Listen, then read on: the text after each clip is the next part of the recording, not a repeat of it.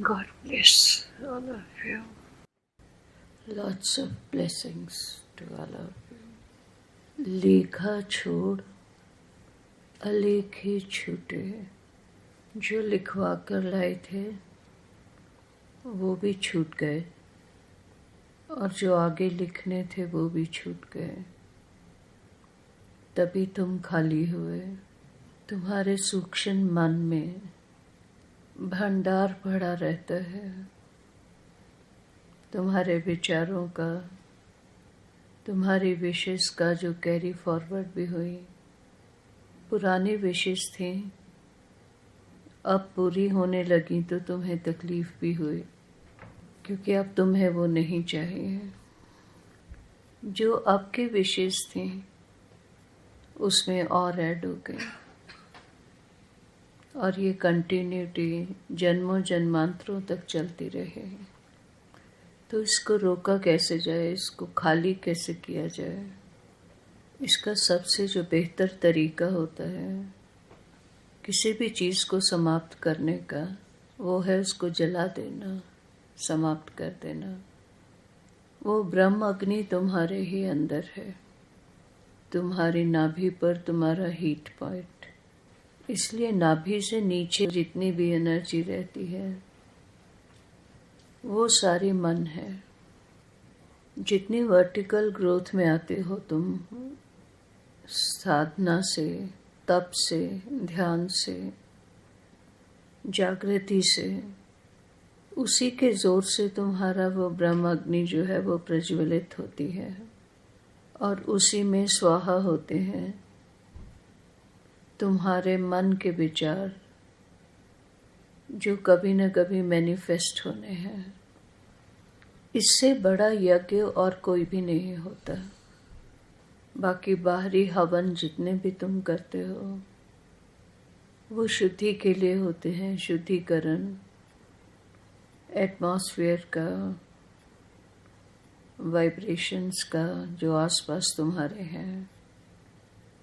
लेकिन ये जो अंदर का ब्रह्म अग्नि का हवन होता है वो तुम्हें मुक्त करने के लिए होता है। ये ध्यान जो है वो आखिरी सोपान है, जिसमें जलकर सब राख हो जाता है। तुम्हारे सारे कर्म, सारी इच्छाएं।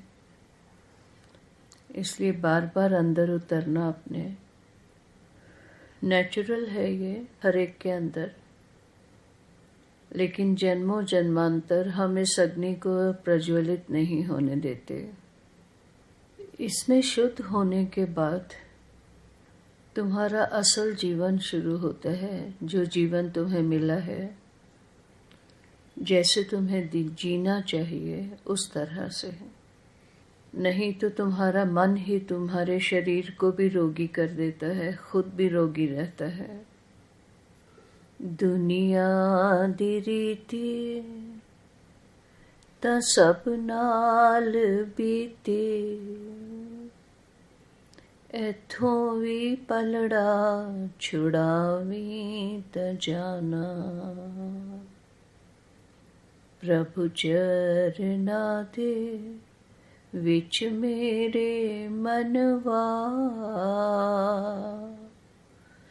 तन मन पेट चढ़ावी त जाना।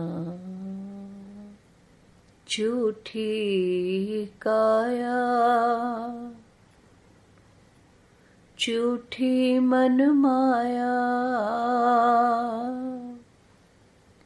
झूठा नशा तेरे अंदर समाया।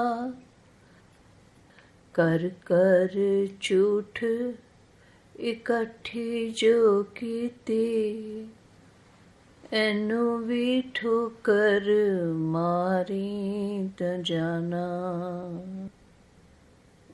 सहज रूप से बार बार अपने अंदर के लिए बैठना, अपने साथ बैठना, ताकि ये प्रोसेस जो जन्म से तुम्हारे साथ आता है वो शुरू हो सके।